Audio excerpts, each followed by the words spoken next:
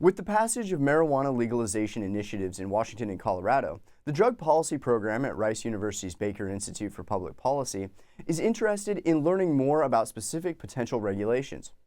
This series is not an endorsement of marijuana use or advocacy of a specific policy, but rather a discussion designed to bring accurate information from marijuana cultivators, law enforcement officials, and academics into the public policy realm.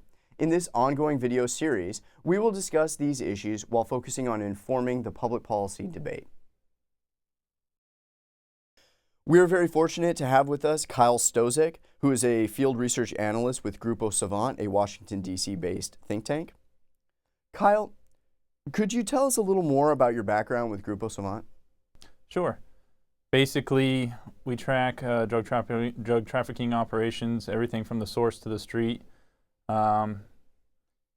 Cultivation, selling, everything from Mexico, South American countries to the United States, specifically focus on death-related spillover events that affect American interests. And you have background in how marijuana is cultivated in Mexico? Correct. I done investigations in Mexico, the United States, observed the process, seen it firsthand. We're particularly interested in unintended consequences of the regulations that are coming out. One of them is regulation of the number of plants for personal cultivation. What are some of the problems with that? Some of the things that I've come to experience through my time in Mexico and Colorado has shown me a lot about the cultivation process and the steps that are required to cultivate good purities in the marijuana, if you will. Mm-hmm. Cutting corners and cutting some of the steps are detrimental to your health in many ways, and those are some of the issues that we should address. The cultivation period and cutting corners on how many plants is something that we should discuss as well. I've heard a limit of 6 plants. What would be the negative consequences of that limit? Would people try to grow faster to keep under that cap? And what would be the negative consequences of growing marijuana in a shorter amount of time? First, you have to understand the process. You have your mothers, you have plants that are in vegetation that are growing, and then What exactly is a mother plant, just so our viewers at home can understand what that is? A mother plant is a plant that's a fully matured plant that you can cut clones off of and little tiny clones so that you can start growing those in the vegetation process and eventually flowering those. And could a person get high off a mother plant? No, not it doesn't have any of the CBD count. It's not flowered. There's no buds that are produced. It stays in vegetation and it doesn't ever go into flowering, so it doesn't have the buds. So yeah, that's something we should address, and it's not a plant that you would smoke, so you wouldn't be smoking that plant anyway. So you need to consider how many mothers that you have, and I don't think a lot of people understand the different strains and the different effects that it has, like indicas versus sativas, and then having a blend. Continuing with mother plants, could they be kept separate from the cap on personal cultivation? Well, yeah, they're not flowering. There's no buds produced, so you're not clipping any buds off of it. You're not smoking it. You'd be able to easily identify the mother plants. I mean, they're bigger, they're mature plants, and everything that's in the vegetation process is growing from a clone this big up to this big, and then you switch it over into blooming, and then it starts to become more of a mature plant. You'll be able to identify the difference between mature plants that are flowering, that are in bloom, because you'll be able to see the nuggets on them. You'll be able to see the bud cultivating on it. So plants that are the same size that are both mature, one will have buds, one will be flowering buds, and one won't have it. So you'll be able to identify it. And I think through the education process and the more law enforcement gets to understand and know some of this, they'll be able to easily identify it. Could you tell us why a longer growth cycle might be better for health purposes?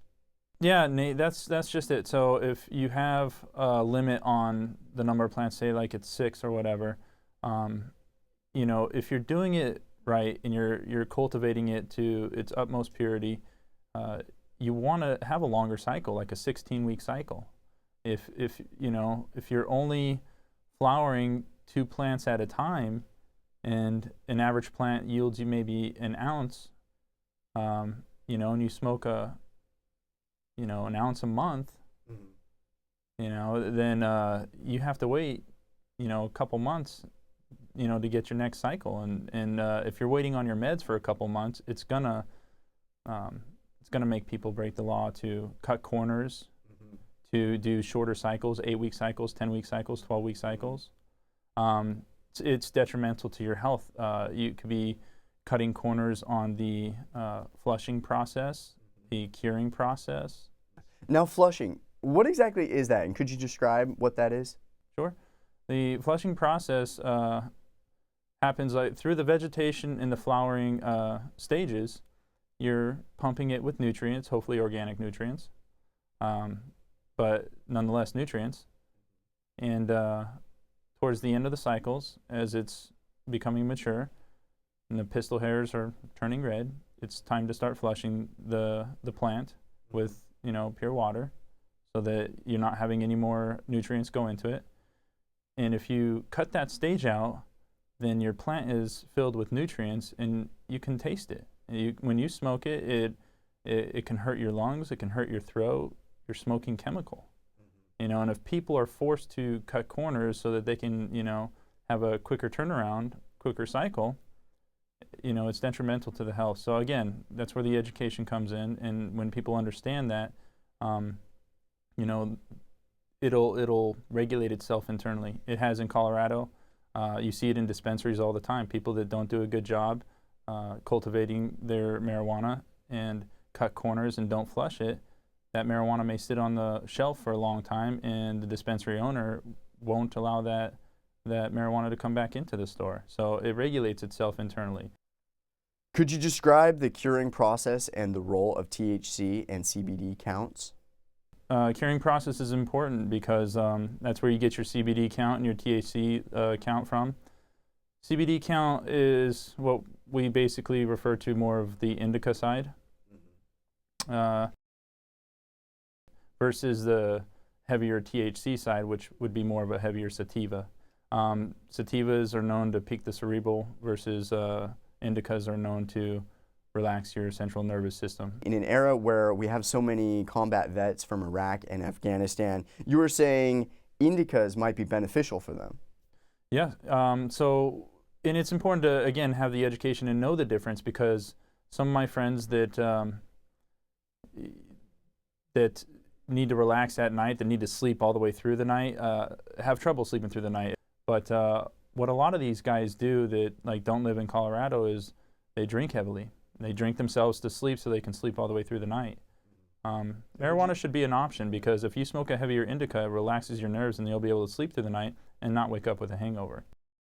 So we have done a good job of talking about the problems of proposed regulations, but we are a public policy think tank and we're interested in solutions. So in the end, what would be the best policy for the number of plants that can be used for personal consumption? You have mentioned mothers, indicas, and sativas, and blends. What would a reasonable regulation on the number of plants look like? So if you're harvesting and doing it correctly every 4 months, and maybe you do an ounce per plant. If you do more, you shouldn't be punished for that, or criminalized for that. But if you do an ounce per plant, you still might fall short 1 month, with no marijuana. So if you had 2 plants per, that would be all right. 2 plants per in vegetation. So yeah, those 2 plants. So you have a 6 total there outside of your mother's, and then those eventually go into flower, and then you can pull the next clones from your mother's and put those into the offsetting cycle. So that way, you have 6 plants flowering at any 2 to 4 months. Well, this has been fascinating. Kyle, I want to thank you on behalf of the Baker Institute for Public Policy for coming and bringing a level of detail that we have not previously had on the national debate in the public policy realm about marijuana.